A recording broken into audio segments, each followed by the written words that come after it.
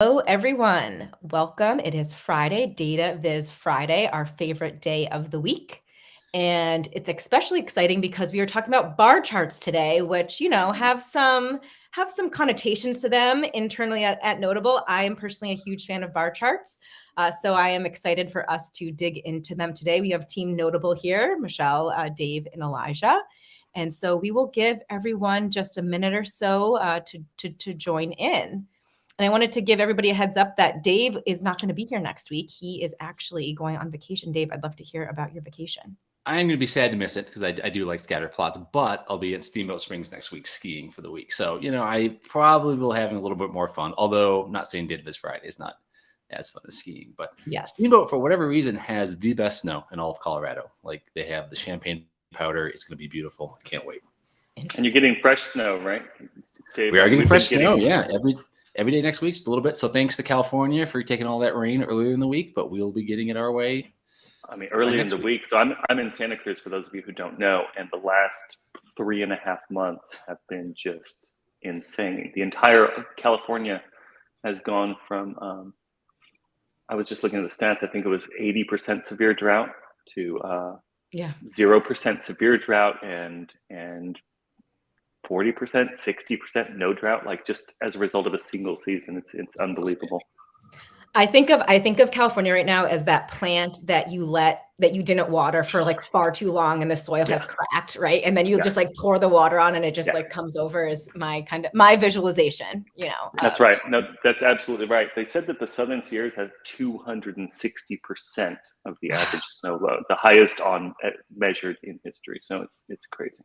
It is crazy. We're definitely that plant, Michelle. Yes, for that plant. Well, speaking of visualizations, Elijah, the plant visualization. Let's jump into bar charts. I'll pass it over to you. Let's do it. Now, I feel like the introduction to this live stream, Michelle seemed to make implications that here at Notable Corp, behind the scenes, somebody might complain about bar charts. There might be some truth to that. Last week we talked about funnel diagrams, funnel flow charts. It's something that was deeply interesting to me in my career. I sort of backed into doing data visualization professionally. I actually started in GIS, and then I got involved in network visualization, network analysis. So I didn't start making bar charts until much later in my career than most people. Most people start with sort of bar charts and they build up to it. So maybe that affects the way that I view bar charts and think about bar charts. But I do want to be clear about this. Bar charts are incredibly effective. They're incredibly effective, not just by the way that they encode data, which we're going to talk about a little bit, but also they're incredibly effective because people can read them. And remember that data visualization isn't just about impressing people with like a slide in your presentation with some network graph behind you that nobody can read but looks cool. Data visualization is about communication.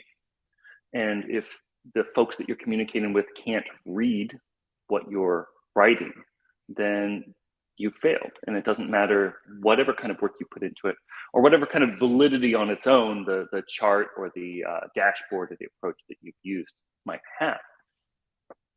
So with that in mind, I do have to acknowledge the value of bar charts. In its own funny way, the first major product I did at Netflix internally was a funnel diagram, this huge, incredible funnel diagram. And it was a giant flop because nobody could read it. And the next thing I did was to rebuild the A/B testing platform to show folks A/B testing results. And that had bar charts in it, and it was much more effective and much more successful. So maybe bar charts are better than some of us give them credit.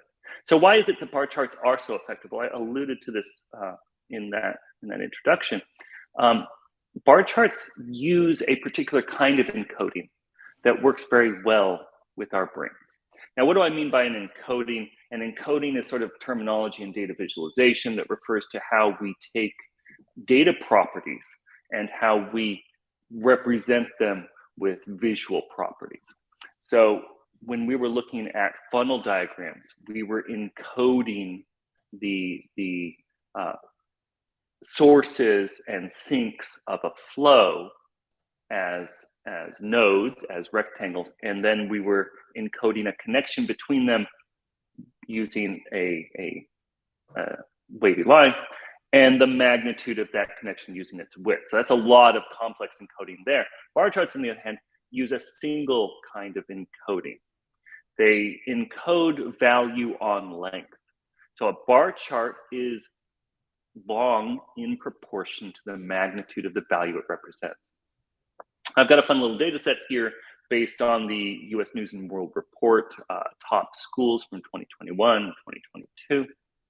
And what I'm doing is I'm representing the tuition, the average tuition across the different categories of these top schools on a bar chart. And so we see, and I hate to be so pedantic, I know that folks listening know how to read a bar chart, but I want to be very specific.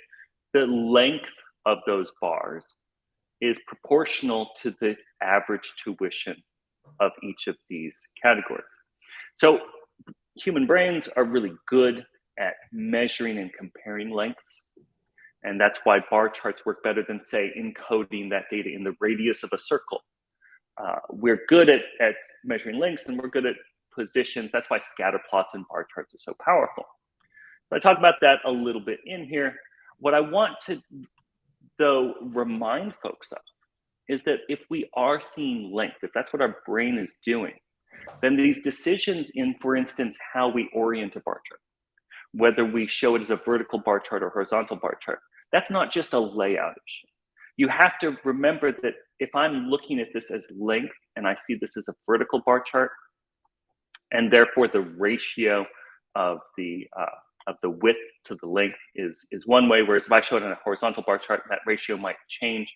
I might get to a point where I'm actually a bit disruptive in how somebody reads a bar chart, because once that bar sort of gets to the point where it's more of a square, our brain could grow a little bit, it could add cognitive load, as they say, right? Where you're not necessarily putting your readers in the best position to recognize the length and compare the length across. So for me, for instance, and I can't speak for everyone, and unfortunately the research in data visualization hasn't dealt with this concept of cognitive load as much. I know this from an outlier talk where somebody was speaking about cognitive load and some of the response to it. But for me, so I'm only speaking for myself, when I see this as a horizontal bar chart, these two bars look so similar that I stop measuring sort of the length. I have to really force myself to look at them and measure length. Whereas over on the vertical, it's very clear to me that there's this sort of small, to me, a few millimeters difference between them. Over here, I kind of have to almost tilt my head. I have to start to orient myself because they're so close in length, and the height of them they're so thick. The width of them turned on their side. This is the problem with orientations. Height becomes width, and width becomes height, and length becomes, anyway. We won't waste our time with that. So that's your classic bar chart. You'll notice there are a couple of techniques that are going on here. One, we're labeling the bar charts, right? We're labeling the categories of the bar charts. And there are different labeling strategies that we can get into that I'll talk about a little bit. But we're also labeling the actual, like, what is this category that's being shown in the columns? It just so happens the category in this case is called category. We're also labeling the axis, right? And we're using some kind of natural, more friendly formatting of the axis. So instead of it saying 50,000, we're using 50K. And we're saying, hey, this is tuition cost for 2021. And we're doing that because no matter what you sort of, how comfortable you are with the data and dealing with it, you have to remember that we have less memory for what's going on in a data visualization than you ever expect to. And once you turn away from something, once you start with the table and you look through the table and you're like, I'm going to look at tuition cost for 2021. Well, I've got tuition cost for 2021 and 2022 here. As soon as you get over here, you're going to forget it. As soon as you're out of that table and you're into another view, you're going to forget it. And that's why it's really helpful for your readers and also during exploratory data analysis. Make sure to have strong labeling. We've got labels on the tops and bottoms of a horizontal bar chart. That's not very important with a bar chart like this, but if it's a particularly long bar chart where you're going to scroll and until it's off the screen, you might want to dual label both sides of the axes. Now we talked about the sort of column labels down here, and I'm just going to look at some of the options that we expose in Dex. There's a lot of different ways you can label columns, but some of the ways that I think are most effective are these stem labels, meaning they're sort of coming out like stem.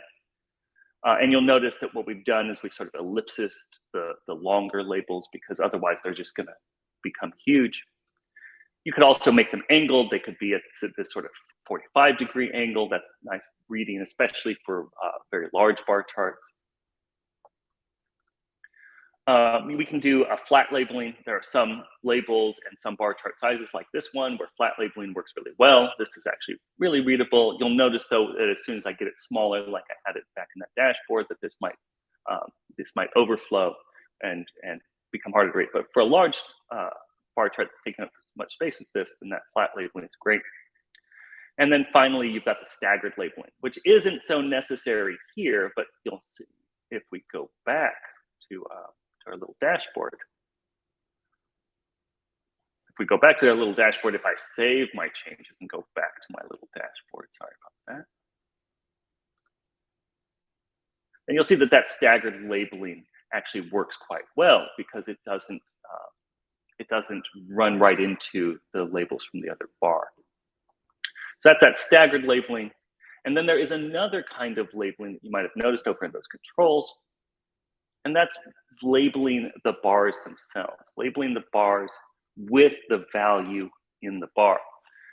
And it almost seems counterintuitive in data visualization, right? Where you sit here and say, hey, I'm using the most effective form of showing people magnitude or value based on length. Why would I also have to label the bar?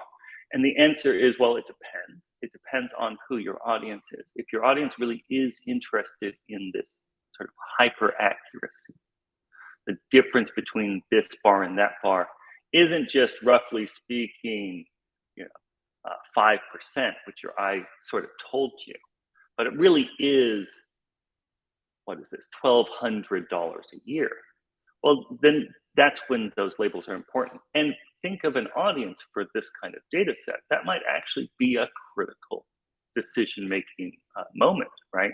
$1,200 a year might be once they're at a point where they're comparing tuition, that might allow them to really make the right decision, rather than just this one's 5% more than that one, and they're both roughly $20,000. So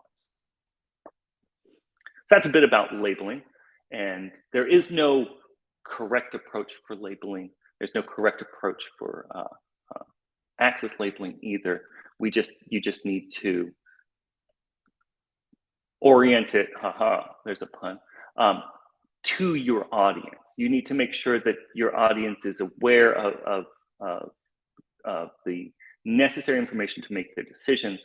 And that's going to vary by audience. That's going to vary by, I'm trying to just set it back to where it was. That's going to vary by data set and so on. But these are available to you. Generally, the more labels, the better. There are times when you'll want to clear all the labels off for certain kind of decision making for certain kinds of audiences. So that's your regular bar chart, and we're familiar with that, and we're also familiar, I'm sure, with these stacked and cluster bar charts. So a stacked bar chart is an aggregate. It's showing, in this case now, tuition cost for 2021 and tuition cost for 2022 added together. And what's interesting here is that the tuition cost for 2021 and 2022, if we compare the regional colleges versus the historically Black colleges and universities, well, it turns out that the historically Black colleges and universities had a higher 2021 tuition. But if you add the last 2 years together, the total was lower than the regional college tuition. So again, important decision-making for what you would imagine an audience for this kind of data set, and the value of a chart like this, which shows you that even though this is ordered by the magnitude of that first metric, tuition cost in 2021, and then we can see very immediately that first bar is actually still, once you've added together the two subparts of it, larger or taller than the second bar. The important thing with stacked bar charts is that you want to stack things that are suitable to stacking. So this data set, and we didn't really look through the data set very closely, but it has tuition costs, and it also has these sort of measures of how good the school is. So how high does its faculty rank? What's its student selectivity? What's the graduation rate? Things like that. You would not stack graduation rates, right? What would that mean to have a 95% stacked onto a 93%? That wouldn't make sense. And so make sure that what you're stacking is suitable to aggregation. So this is particularly suitable because, of course, if you're thinking about paying for college, you want to know how much it costs overall. In contrast, a clustered bar chart or a grouped bar chart, as they're known, the two terms are interchangeable, is much more suitable for that comparison across measures. So in this case, I can plot just those metrics that I was talking about: student selectivity in 2021 and 2022, graduation rate 2021 and 2022, and see if there are any particular trends that leap out to you. And so, for instance, there's this crazy collapse in student selectivity in the national universities. There are some other interesting patterns that go on here, but this is exactly what a bar chart is good for, is immediately scanning across a data set. Even a data set now where we are doing 4 metrics across 5 dimensions, and quickly understanding the pattern of that data. So keep in mind that as I'm sort of looking at the stacked and these clustered bar charts, that all of the principles we were talking about earlier with labeling and audiences is also still important. Hey, Elijah, quick question for you.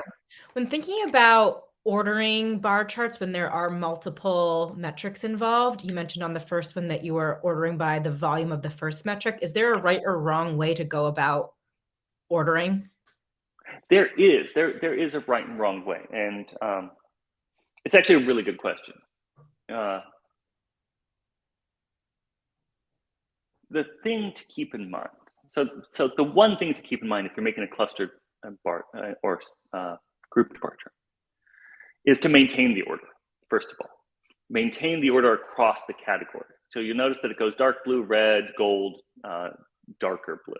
So blue, red, gold, dark blue, blue, red, gold, dark blue, because you want you don't again want to make the person who's reading this have to compare blue to blue, blue to blue. Help them by saying, hey, the one in the first position, which is blue, that's what I want to keep in mind. What am I looking for? Now, there is some order here. If you sort of squint, you'll see it, which is that this is ordered by the magnitude of the first value. So it's ordered by student selectivity of 2021. It's lowest for liberal arts.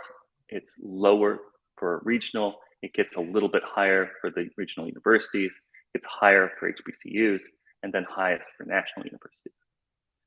So the important rule is to have some kind of order in mind.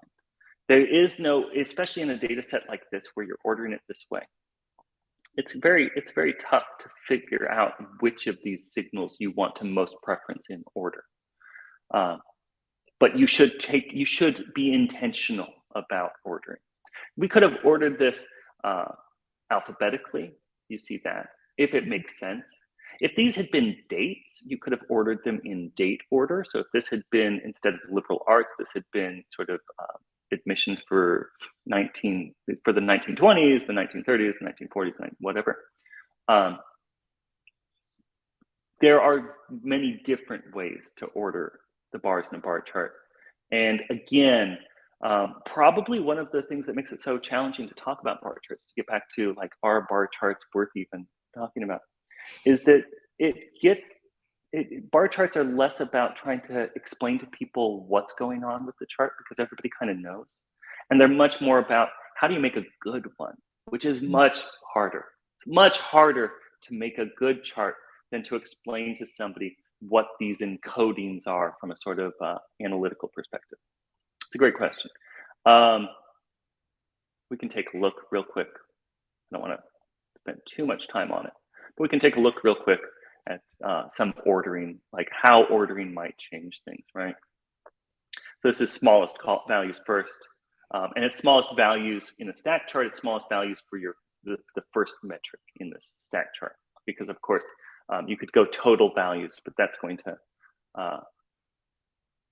it tells a different story again. You could where did my smallest and largest values? Well, that's interesting. Like I said, we could do it in alphabetical order. We could flip the ordering. Or if these happen to be numerical and therefore amenable to sorting by their numerical value, you could do fundamentally what a histogram does, and you could order it by the numerical value, and you could see where the distribution was according to that numerical value. So we'll get out of that and put it back on the little dashboard to compare. Now let's get into more complicated use cases. So when we saw the student selectivity and graduation rate, we were comparing two values that had very different magnitudes, right? It looks like the student selectivity goes all the way down to 0.11, and the graduation rate goes all the way up to 0.95. So they're very different, but they're still within, roughly speaking, the same magnitude. I can still make out the changes between student selectivity in 2021 and 2022 in liberal arts. I might, glancing across this data set, not be able to tell this 0.14 value is so much higher than the 0.11 value because it's gotten complicated, and our scale is such that that difference has been shrunk. But they're still roughly the same magnitude. But if I wanted to compare on a bar chart values that were of dramatically different magnitude, I could never use a chart like that. Why is that? Well, if I tried to plot tuition cost and graduation rate, well, because graduation rate is a value from 0 to 1, and tuition cost is a value from 0 to 60,000, then the scales would be such that you would never be able to compare the two. You'd have a teeny tiny set of bars, and a normal set of bars. That's how scale works with data visualization. So we have what's called a multi-axis bar chart then. In this case, we have this multi-axis bar chart showing graduation rate, which, like I said, has a scale of 0 to 1, and tuition cost at that 0 to 60,000. They share the same axis lines, but for tuition cost, the value that's in the sort of lighter blue, these axis ticks have very different meanings than for the graduation rate. So I can quickly compare now across two data sets of very different magnitudes, the variation in, say, tuition versus graduation rate. And I can see if there's any similarities between the strength of one versus the strength of another. And so I see very immediately that in liberal arts schools, you have comparably higher tuition cost to graduation rate, whereas in regional universities, it's flipped. And then for HBCUs and regional colleges, it's much more distinct. Now we can show that as dual bars. We can show like those graduated, I'm sorry, not graduated, but like the grouped bar chart we saw earlier. So we could show these as side-by-side bars like we have here. Or sometimes you'll see them shown as a bar with a line overlapping. So this the same data using the same sort of multi-axis approach, but in this case, we've encoded tuition cost as a line, and in this case, we've encoded tuition cost as a bar. The difference there, again, depends on your audience, depends on the data set. Typically, dual bars are better for smaller smaller numbers of categories, and the lines are better for larger numbers of categories. But there's also these sort of kind of variation you see. For me, I find the bars are better when the second metric is less than, typically less than the primary metric.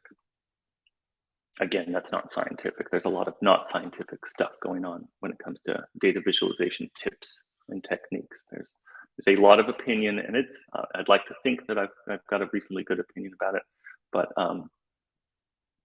not as much research as we'd like. Another way you could encode a second metric onto a bar chart is to use bar width. And so you'll see this out in the wild sometime. In this case, what we've done is we've done the same set of data as we did earlier. We've got tuition cost and we've got graduation rate. So graduation rate is the y-axis, the length of the bar, and then tuition cost is encoded in the width of the bar. So you can see that the National University has a much wider bar than, say, an HBCU. Why would we use this versus the approach here? Well, keep in mind that we started this out by talking about the value of bar charts. Value of bar charts is that we're great at measuring length. We're not so great at measuring width, and we're very not great at measuring area, right? And what I mean by width is length is width, width is length. What I mean is that once you get into a situation where you have a bar where the primary display is on one axis, trying to encode a second metric is not going to be very easy for your readers to understand. They're going to understand this a lot more. So why would you ever even do this? Well, you would do it if they're making real direct comparisons, analytical comparisons between two metrics. Whereas what you can do with data visualization is you can purposefully de-emphasize. You can encode a metric, but still de-emphasize. You're providing it as context. You want it as you're telling them, hey, roughly speaking, so you know, this is the tuition cost of these different universities. The primary thing you're interested in, we know, is graduation rate, and roughly speaking, tuition cost is something else. Whereas over here, you're saying, look, we know you're interested in tuition cost and graduation rate. It's a difference in rhetoric. And so remember that when you're deciding on data visualization, it's not just a matter of what's the most efficient way to communicate.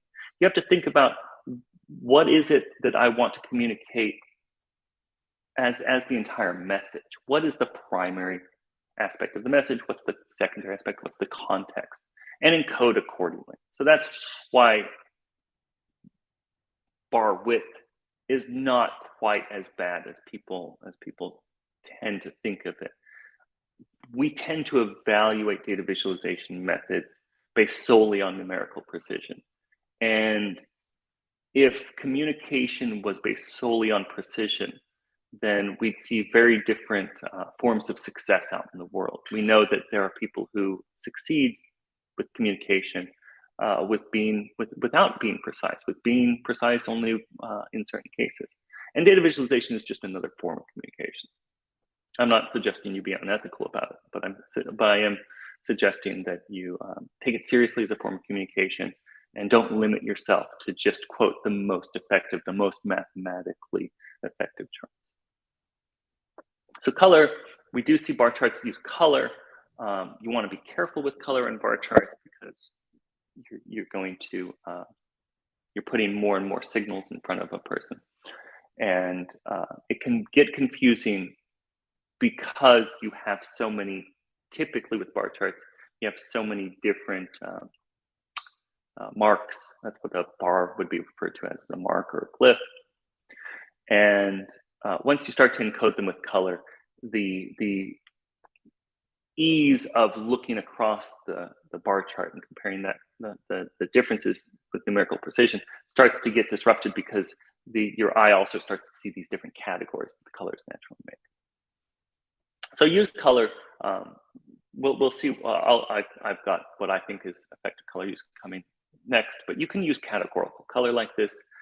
Here we're encoding again the categories of the universities with a categorical color scheme that's going to differentiate these 5 universities with 5 distinct colors. So I can quickly see again, what is this faculty ranking? I can see differences in faculty ranking. I can see this very interesting pattern where it turns out one of these HBCUs has a very high faculty ranking in comparison to the rest. And then the clustering that you sort of see naturally in what is a distribution of faculty ranking across universities. Now, one of the things, once we are using color categorically, we can't use both quantitative and categorical color simultaneously. I'm also showing how you might use an annotation. In this case, we have a threshold annotation. Maybe there's some minimum score that you thought was that was above which you thought these were suitable universities for yourself or for your child. And so you wanted to really remind yourself that, hey, look, if it's over 80 or 85 or whatever. So I'm really only looking at these. And then I've also got a call out annotation here for Martin Luther College. Oh, it's Martin Luther College. I thought it was Martin Luther King College. There's a mistake there. I'll have to make I'll have to make a larger annotation. Bear with me while I do that very quickly.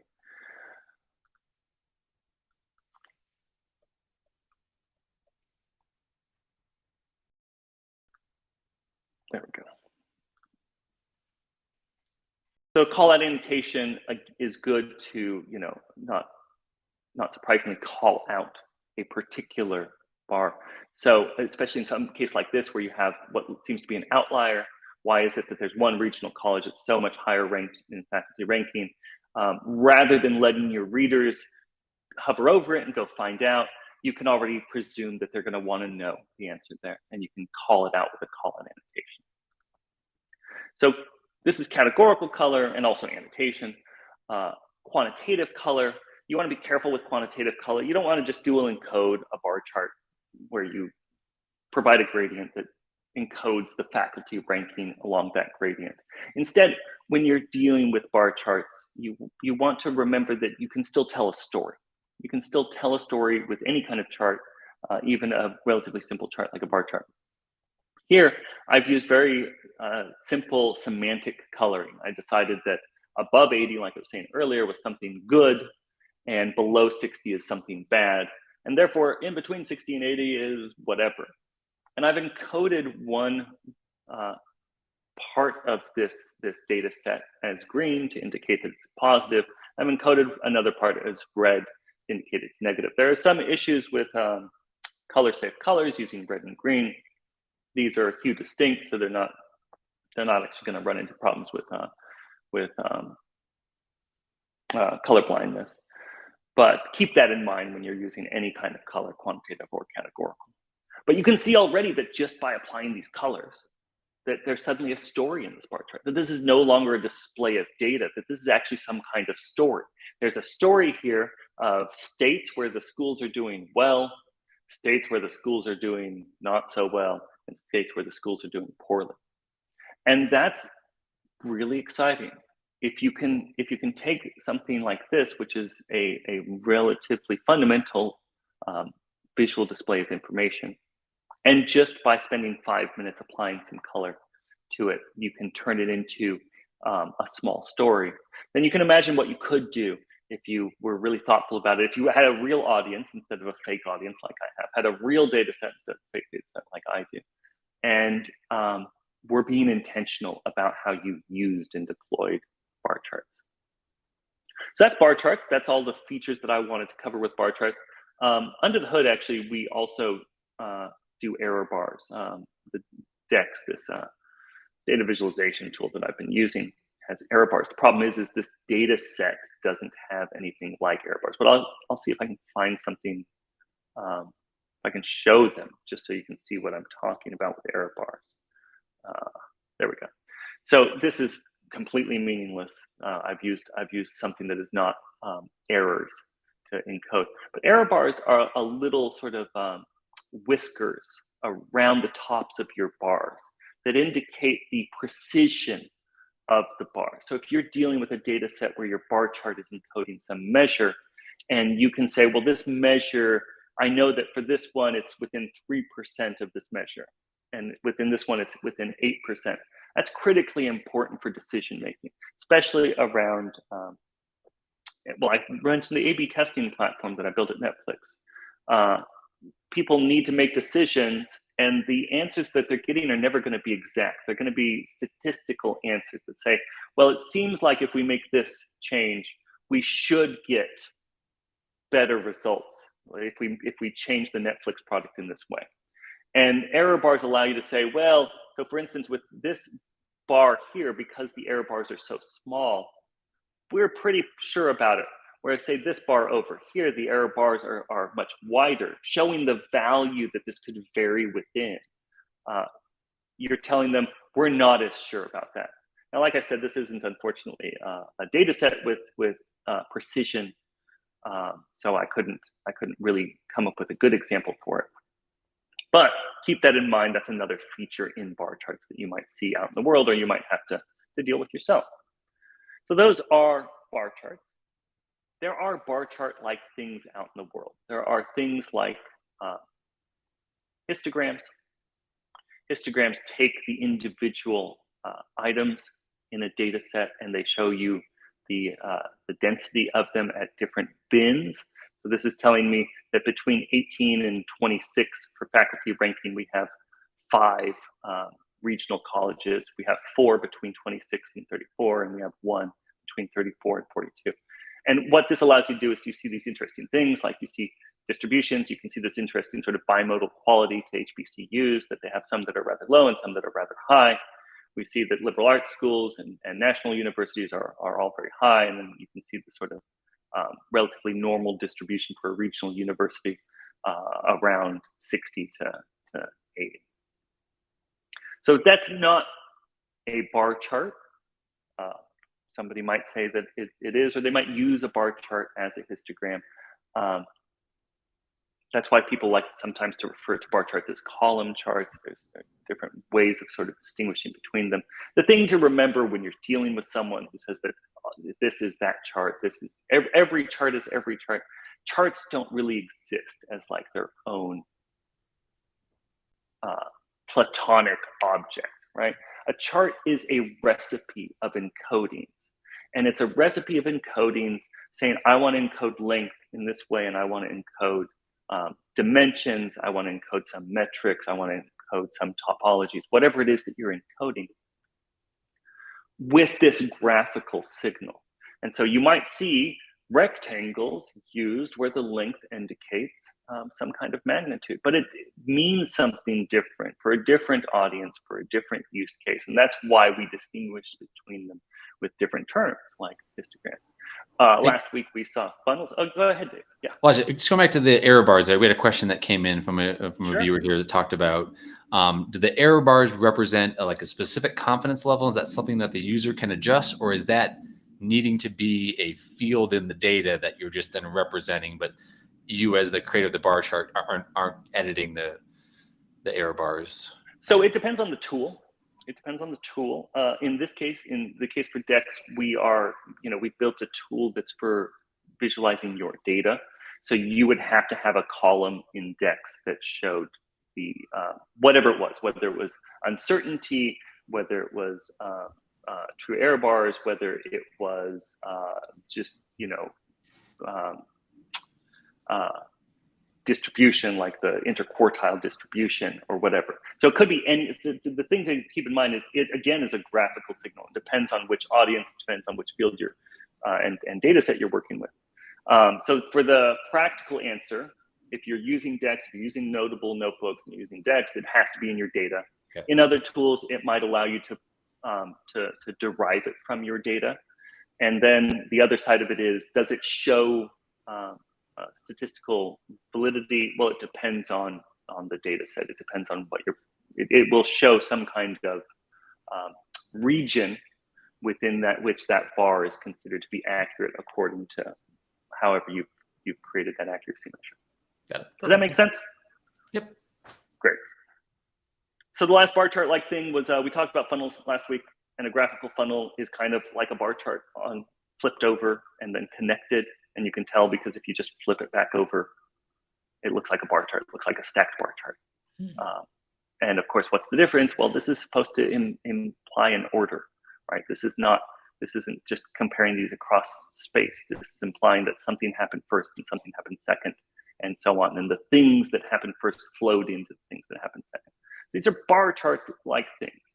And hopefully as I say at the bottom, you can do more with bar charts. Like bar charts are powerful. There are a lot of features that they have, and just being intentional about it. Going back to Michelle's question, being intentional about how you order them, being intentional about which methods you use, how you color them, whether and how you annotate them, and so on. Before I finish up entirely, I do want to note, I've got the note about the data. I asked ChatGPT for this data, and ChatGPT gave me this data, and it didn't. And then when I asked it for more of the data to fill in the gaps, it gave me different data. And so I have no idea if this data is correct or not. That said, people have long criticized US News and World Report's college rankings. So maybe even if the data wasn't correct, maybe it's still not correct.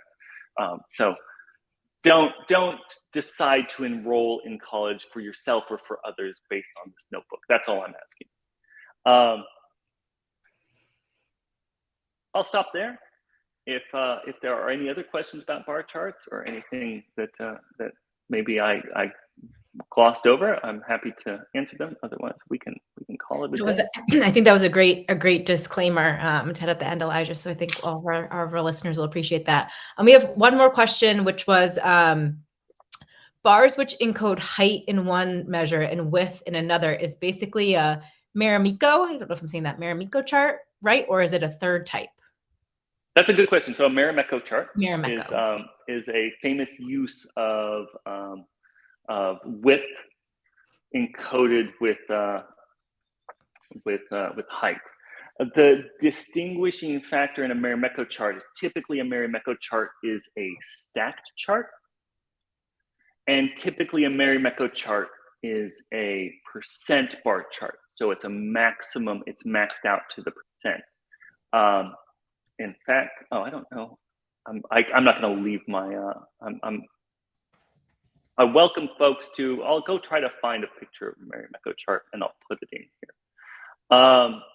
But yes, I mean basically, so Marimekko charts. This goes back to what is a chart. Typically, are presented as stacked percent bar charts, where there is a second metric encoded on the width of the bars. But yeah, that's roughly speaking. This is like a Marimekko chart once you're encoding with width.